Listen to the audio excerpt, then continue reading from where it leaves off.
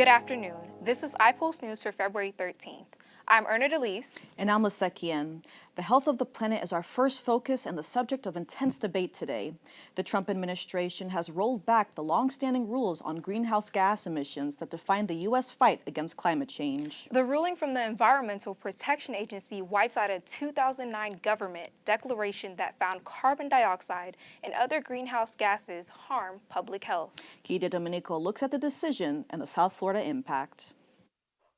From smokestacks to automobiles, President Trump is calling the repeal of greenhouse gas emissions rules a win for Americans. This action will save American consumers trillions of dollars and will lower the average cost of a new vehicle by close to $3,000. A government rule written in 2009 was called the endangerment finding.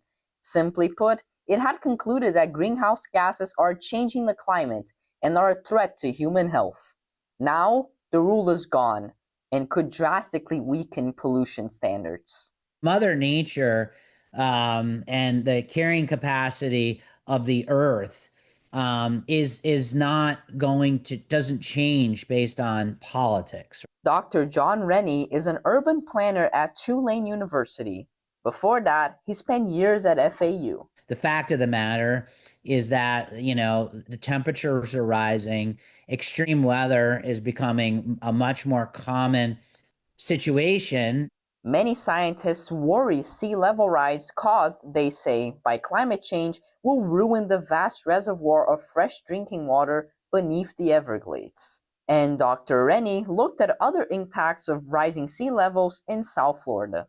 The highest of the high tide in 2024 is 24 inches higher than the average sea level in 1970. So that's 2 feet. Rennie argues the consequences of sea level rise are already becoming apparent in other ways in our region.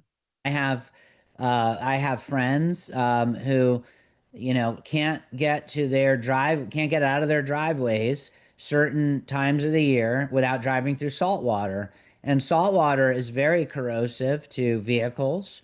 And that eventually has an impact on our property values. It eventually has an impact on insurance rates, which are driving up the cost of housing, which is making housing less and less affordable for everybody. Scientific debates mixed with political ones. And from our air to our water to changing weather, all of us have a direct stake in the outcome of those choices. Guilherme de Domenico reporting for iPulse News. The Jeffrey Epstein files document years of sexual abuse, victimhood, and a high-profile list of alleged perpetrators he once called Palm Beach home. And Pam Bondi, the U.S. Attorney General, once was a Florida Attorney General. She was at the center this week of more outrage during a Capitol Hill hearing. Mitchell Bernstein reports. Survivors of convicted sex offender Jeffrey Epstein at Wednesday's House Judiciary Committee hearing with a silent message for the Attorney General. Please raise your hands if you have still not been able to meet with this Department of Justice. Please know for the record that every single survivor has raised their hand. The Justice Department under fire for months over its handling of the so-called Epstein files.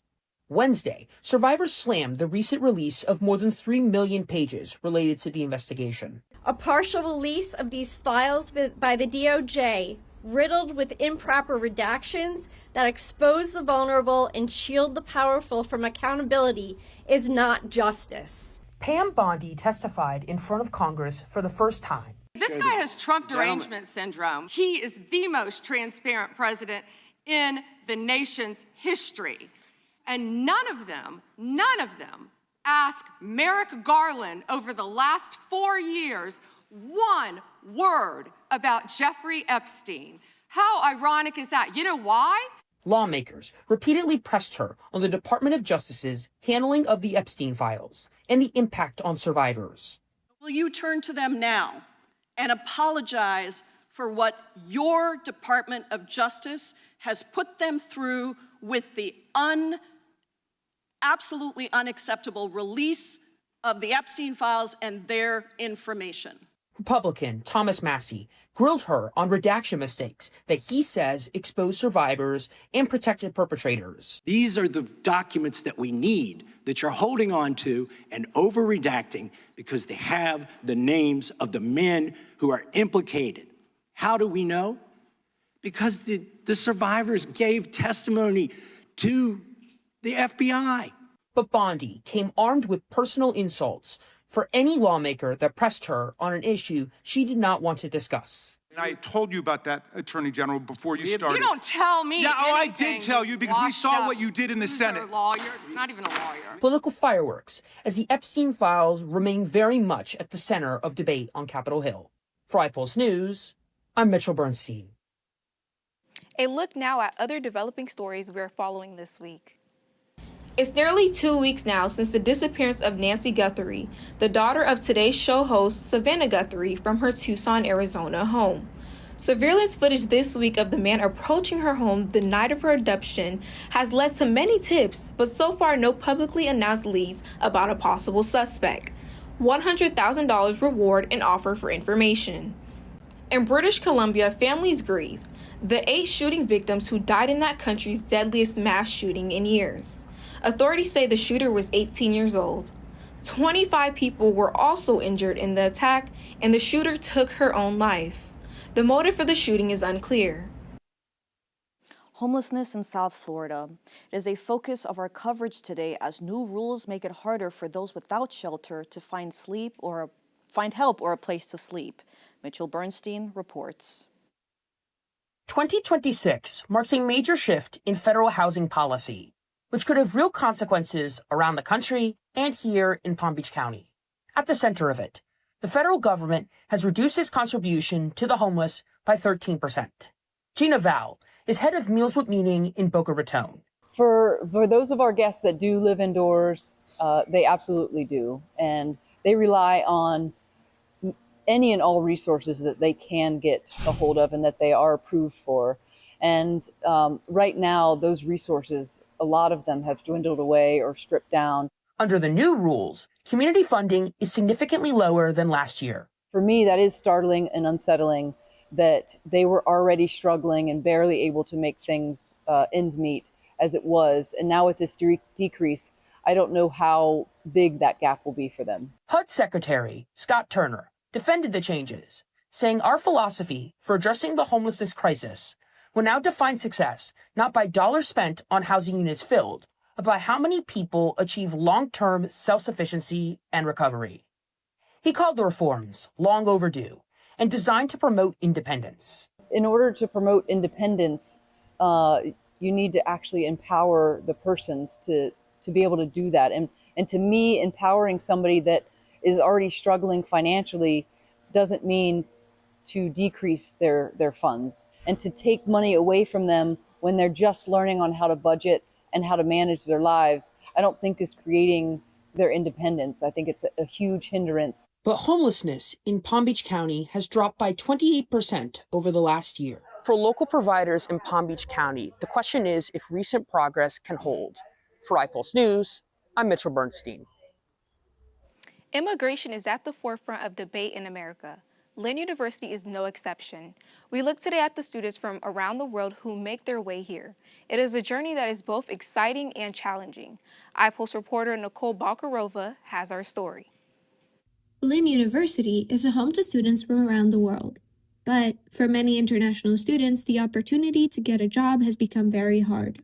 When they go for the interview, it's for the F1 student visa, and that visa does not allow any type of employment, or at least not employment that would give you enough money to live in the US. Students need to show that they have the money available. There is a lot that they are trying to change, not only with OPT, but a lot within the F1 status. So I decided to ask my fellow classmates about their experiences. So finding a job on campus was very, very hard. Because Lynn is a small school, the opportunities for international students are very limited, especially because as an international student, I'm not eligible for federal work study.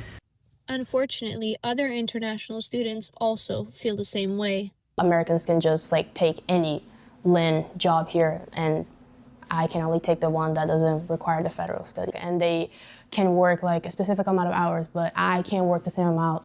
These stories, unfortunately, reflect the experiences of the students. When I looked for an internship in my field of study, aviation, I was rejected by a company just because I couldn't work more than 20 hours legally because I was only eligible for part-time CPT. So there are three main types of employment for F1 students. One is on-campus employment, then there is CPT, that's usually also called the internship for F1 students, and there is also OPT, which is optional practical training. Some people telling me different things of the rules that I can do here, and I don't really know which one I should follow. Come see us, we can help you. For guidance, students can turn to the International Programs and Services Office.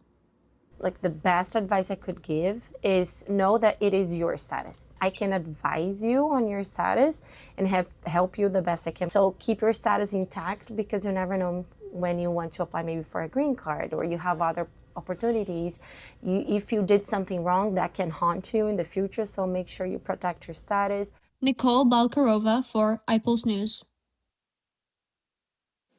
Part of that international student journey to the U.S. now includes anxiety and backlash, say some who arrive here. They worry about legal status and changing rules as the immigration debate simmers. Our coverage continues now with Delaney Smith. She sat down this week with two Lynn students who have started an organization called Here to Dream, a place to talk about hopes and fears. What are the goals of the Here to Dream Club and what is the overall mission? So our goal, well, some of our goals are just, again, creating that safe space aspect of just you can come in our room and where we're hosting our meetings and just be open about what you're feeling, have people that can relate to. I know like if I tell Fatin, oh my God, like I'm going through this, she's gonna be like, girl, I went through that too. And also providing ourselves supporting, like if there's something I'm going through that she has overcome, she'll be like, Maria, this is what I did. Another goal, which goes with what you already said, is like telling them about the different laws. And because there's, you know, we have international students, we have TPS, we have undocumented, we have DACA, and we just have documented students as well, just to like join and you know, get educated and have fun with us. But I think it's informing them and educating them on what's happening because there is always so much that you don't know what to believe, what's real, what's not. So we're happy to be those resources and tools for like these students who would like to know, oh, like for my status, like did TPS come back? Or like, are we getting it back? Is it getting, you know, revoked? So I think it's that, you know, safe space, creating that safe space and, you know, having them know like they have us, like if they ever had any questions or just like a support system, I think overall. You're never meant to do the walk alone. And our main mission, if I can summarize it in one word, is just community. Like, that's what we all need, regardless of where we are in life. We're never meant to walk alone. Artificial intelligence and our future. All of us talk about AI, both its promise and the worry that it will make many jobs obsolete in the years to come. iPulse reporter Madison Gennaro is looking into this story. Artificial intelligence. It has become a staple in the workforce. It is easily accessible to anyone who has a computer. And now, big business has adopted it as part of their corporate structure. I think AI offers tremendous opportunities for us in a corporate environment as a tool to get things done more quickly, more efficiently. Paul Gennaro is Senior Vice President and Chief Communications Officer for New York Life. He spoke last week at a panel in Fort Lauderdale on the advantages and pitfalls of AI. AI can hallucinate. AI can get things wrong. You can utilize an AI tool that gets things right 10 times in a row and then makes a mistake. So it's important to take what AI gives you, but also verify it. Make sure that it's accurate. Yahoo Director of Corporate Communications, Brendan Lee, also spoke about how their new AI, called Scout, provides information about everything, from news to sports to finance. If you're into finance and Yahoo Finance, it helps parse through different stock tickers and trades. If you're into fantasy football, you know, maybe you want to make a trade at a certain time of the year. Scout does all that sort of thing for you, personalizes content. With the rapid evolution of AI, college students are also reimagining their future roles at these corporations, if they will even be there. Paul Gennaro has tips for ways college students can find their own way to navigate this new territory. So when we're looking to interview college students to join our team, the things we talk about a lot are, does the individual have strong work ethic? Does the individual want to learn? So to the extent that I'm looking at a resume and someone can show how they got results on a project, on an internship, on a school project, on a job, and they've leveraged AI as part of a team. So don't think of AI as something that's replacing something, but how do you integrate AI with other things that are already going to be on your resume? One way Gennaro integrated AI into New York life was through creating a GPT, a type of AI model that generates brand new content. After seeing his demonstration on how to build a GPT, I decided to build my own. If you would like to learn how, a tutorial is available on our website. This is Madison Gennaro for iPulse News. Valentine's Day is right around the corner. Flower shops are in a hurry to deliver and prepare roses, hydrangeas, and tulips. Recently, I visited a store in Fort Lauderdale to see how the tariffs on flowers were affecting them. Many flower shops in South Florida are struggling to keep the price of their flowers from going up. Anne's florist is finding a solution for now. What you do is you be creative. We're getting tulips from Canada, and flowers that originate in Canada and are shipped here are tariff exempt. Mexico, if it originates in Mexico and gets sent here, 0%. Start getting stuff from California. Source your hard goods from vintage items, like your vases, instead of buying from China. Most U.S. flowers come from Colombia. Last year, the Trump administration imposed a 10% tariff on those flower imports. When it comes to shielding customers from price hikes, searching for deals everywhere is the name of the game. Most of our stuff comes from the Netherlands, which are subject to like a 20% tariff or more. So what we've learned to do there is we make bargains with the wholesalers. It's a live product, so they don't want to hold on to it too long, and we can buy in bulk, so we've been able to negotiate where the customer doesn't have to feel the pinch. Right now, their most popular flowers are roses. For us to deliver anything, it's $100 and above. You can pick up something at any price. Our dozen roses is $135, which is the same price as it was last year. Every penny counts for customers willing to pay for sentimental value. I got it for my friend. Today's her birthday. And also she may have cancer. And it's really, I wanted to cheer her up. So that's why I did this. Although it is a stressful time during the season of love, Anne's florist has found a way to get around these tariffs. Liseki N, reporting for iPulse News. They said there has to be a better path. That is the story of some local farmers who really did find a different field to pursue. Ellie Nickel checks in on their pursuit of health and happiness. Jake England is the co-owner in Coastal Pasture Farms in Delray Beach. The focus here is on regenerative farming. What does that mean? It's just soil focused, so you don't use any chemicals. Once you put chemicals on the soil, it depletes the soil microbiome, right? Like if you bathe any living creature in chemicals, it kills it. He and his partners have been working this land for a year now. I was at a hedge fund on a trading floor, and I used to ship in all my food from the Amish. So I've been on this health kick probably since 2010. Jake's partners include Jeffrey Mandel. I was sort of looking for healthy foods after a liver surgery. That's when partners started to think about what we eat and what it means for our health.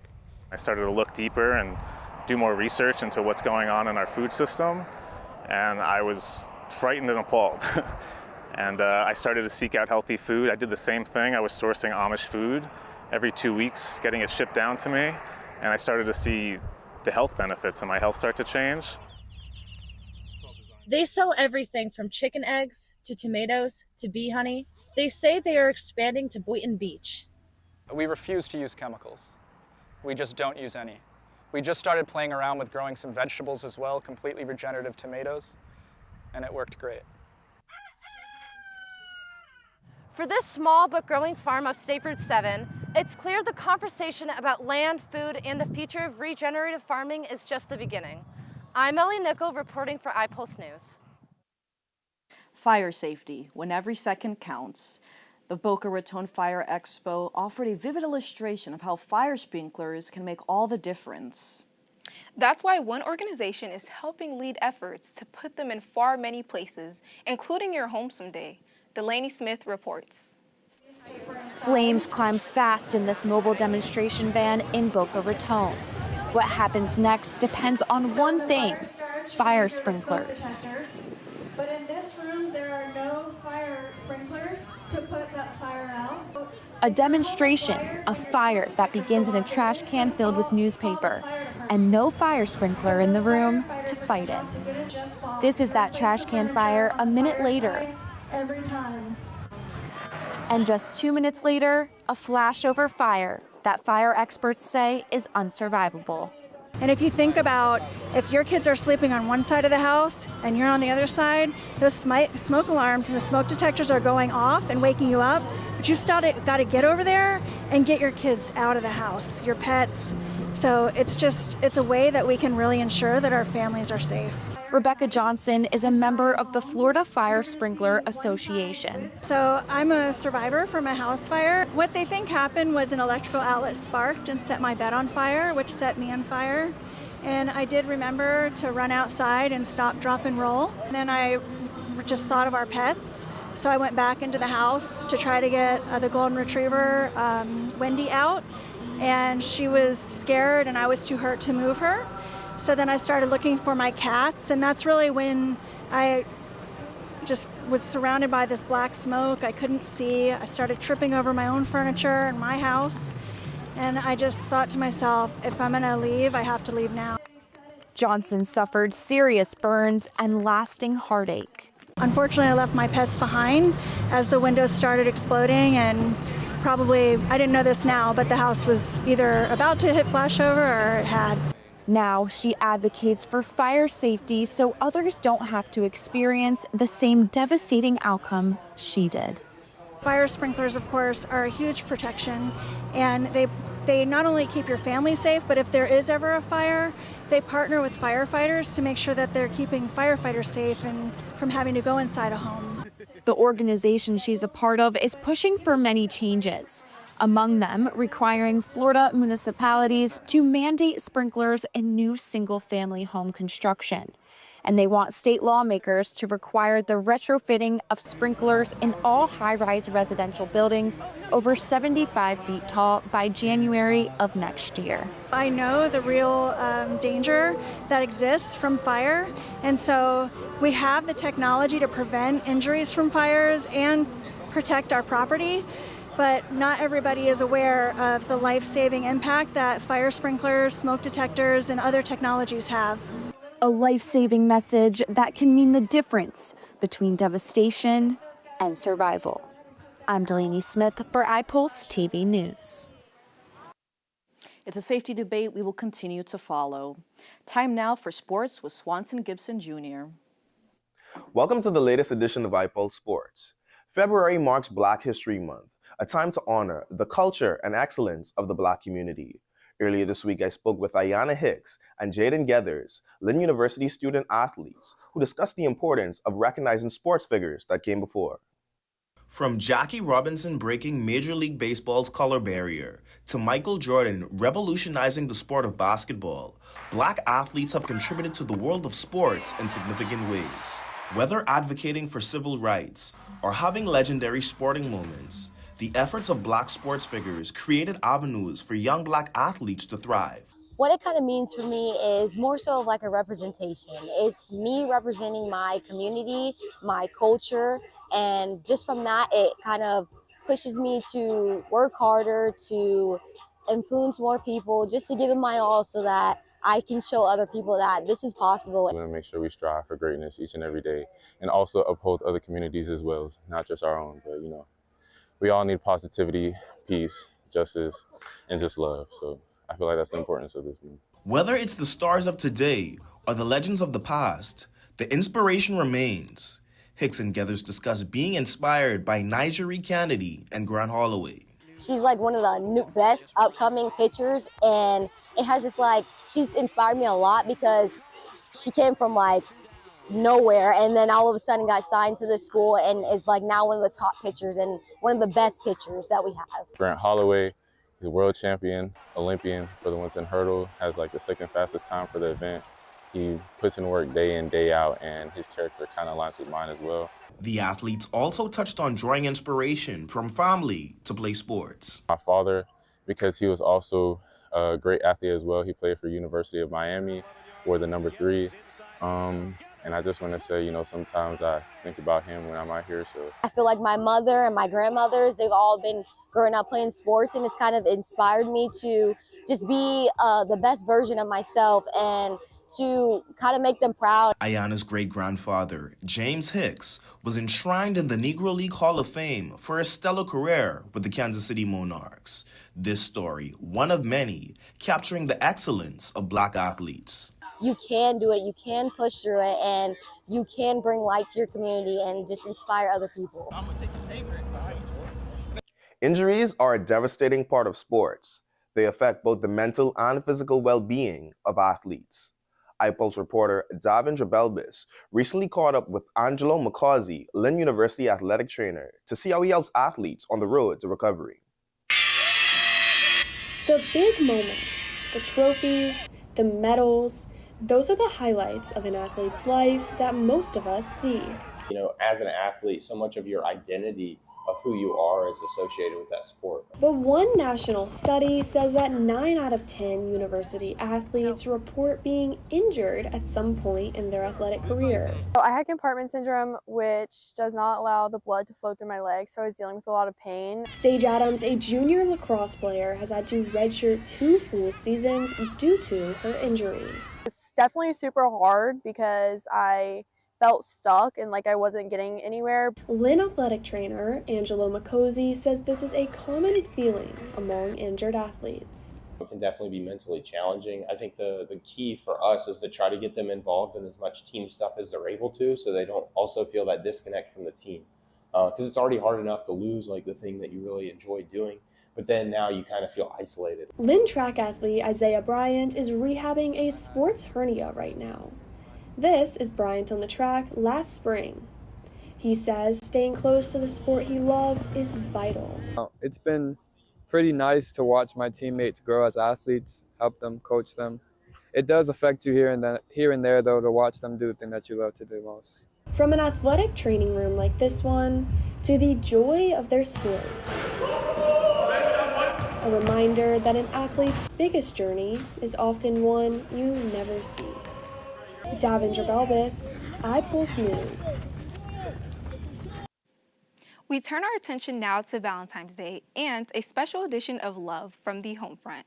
It's a look at military families, those who serve in far places away, the long separations they and their loved ones endure. Allison Wallace introduces you Dr. David Spahn. He's a Lynn University economics professor and an Army combat veteran. Here is his story.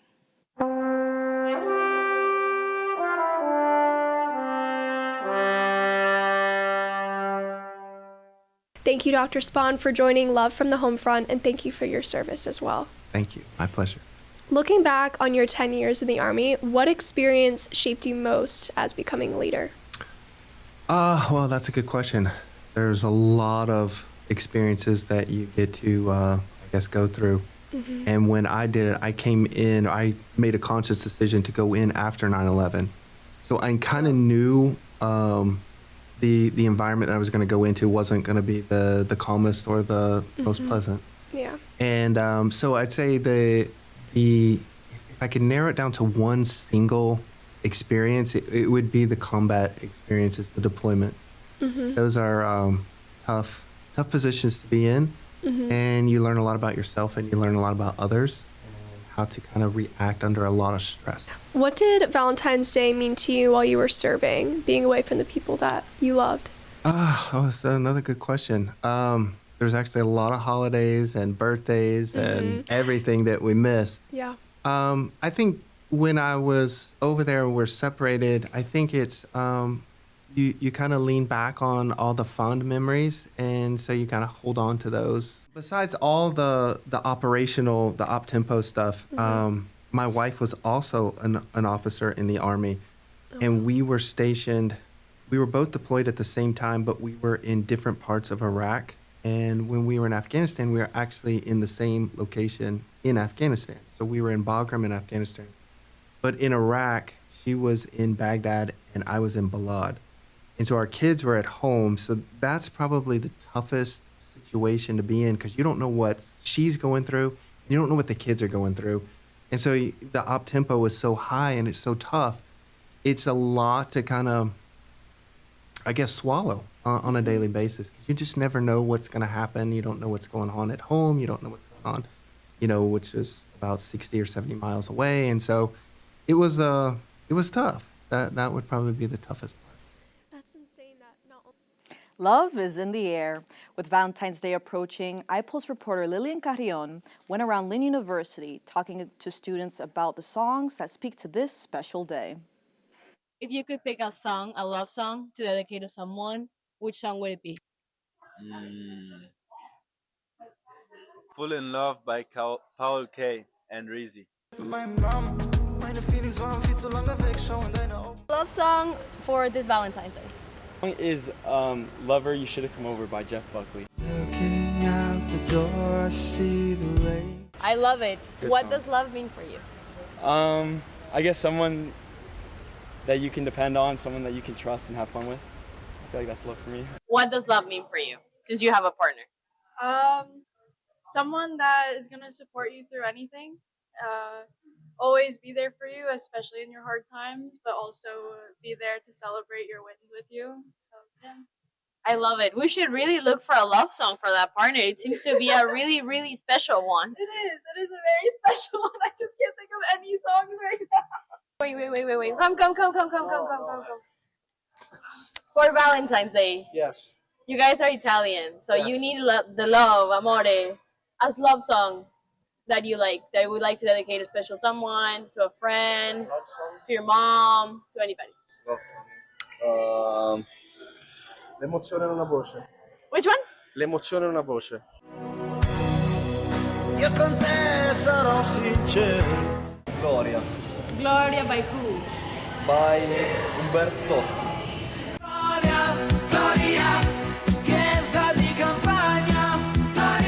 And do you have plans for this Valentine's Day? Not for now. I hope I'm gonna have some, What does love mean for you? Too difficult to describe in a few seconds or minutes. Nah, God. That's a great answer. Yes, but what does love mean for you? It's about connection, doing things together and having fun, and holding hands. And, yeah, it's a romantic fairy tale story. That's what it is. Hello, everyone. Welcome back to Couch Potatoes. My name is Lisette. And I'm Guilherme. And today we're going to be giving you our Valentine's Day pick. It's that time of year again, folks. It's the season of love. Yes. So my pick is a bit of an older movie. Came out in 1980s. It's been nominated for Academy Awards. Drum roll, please. My pick is the classic Arthur. Now, this stars Dudley Moore and Liza Minnelli. It's one of my favorite movies, and it's about Arthur, who's played by Dudley Moore, and he's a very, very rich person. He owns $750 million, and he falls in love with Linda, played by Liza Minnelli. And, she's more of middle class. She's a waitress. She lives with her father. And I love this movie because, number one, it's a movie I watched with my mom as a young teenager. And I love Dudley Moore's chemistry with Liza Minnelli. And both characters are hilarious in their own way. And I just think that's what makes a loving relationship, is making your partner laugh through difficult times. No, for sure. And I think that definitely my favorite aspect of this movie. It's a very traditional love story, very much that kind of Beauty and the Beast thing. And yeah, it's just a really cute movie. I feel like it's definitely something, for some afternoon comfort. Yeah. And not for my pick, which we're kind of going the opposite way. Well, going very modern movie you kind of have to chew a bit more on. It's called The Materialist, which we actually talked about in our most anticipated summer movies from last year. Yes. And this movie follows a matchmaker played by Dakota Johnson. And she has this really terrible task of choosing between this very rich guy, who's Pedro Pascal, and then kind of her ex, which is Chris Evans. Yes. And I especially love this movie because it kind of gels two things about love. So firstly, love is a social construct, which, we live today in these times where we think we have to customize our partner, when we can choose his traits, their traits. And then you have love as this ancient mystery that science will never understand. Yeah. And there's one particular scene in the movie, a confession scene, that gels these two together. I think is genius. Yeah. And I will say, my favorite part is when she chooses the real guy. But I'm not going to spoil that for you. Well, you know what time it is. Until next time. Bye. This has been iPulse Live for February 13th, 2026. I'm Erna Delise. And I'm Lasekien. Remember, you can watch more of our content on our website, iPulseNews.com. And don't forget to follow us on Instagram and TikTok at Lynn iPulse. Have a great Valentine's Day and a great weekend.